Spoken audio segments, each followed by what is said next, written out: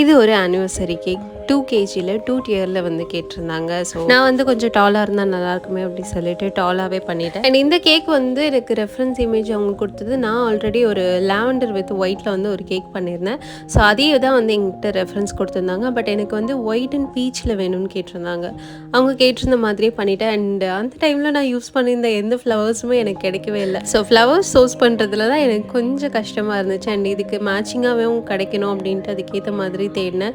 But ஓரளவுக்கு எப்படியோ அப்படி இப்படி மேனேஜ் பண்ணி கண்டுபிடிச்சி. இது கூடவே அவங்க கொஞ்சம் கொஞ்சம் சேஞ்சஸ் எல்லாமே சொல்லியிருந்தாங்க. இந்த மாதிரி ஸ்ப்ரிங்கிள்ஸ் ஆட் பண்ணணும், அதுக்கப்புறம் பட்டர்ஃப்ளைஸ் ஆட் பண்ணணும், கூடவே அங்கங்கே ஹார்ட்ஸும் ஆட் பண்ணணும், அண்ட் இந்த மாதிரி கோல்டு இது கொடுக்கணும் பார்டரில் அப்படின்லாம் சொல்லியிருந்தாங்க. ஸோ அவங்க கேட்டிருந்த மாதிரி எல்லாத்தையுமே பண்ணிவிட்டு சூப்பராக வந்து டெலிவரி பண்ணியாச்சு. பட் எனக்கு பர்சனலி எனக்கு தோன்றது என்னென்னா வந்து கொஞ்சம் மினிமலிஸ்டிக்காக போயிருந்தால் ரொம்ப அழகாக இருந்திருக்கும் அப்படின்னு தோணுச்சு. நீங்கள் என்ன நினைக்கிறீங்கன்றதை மறக்காமல் சொல்லிடுங்க. பாய்.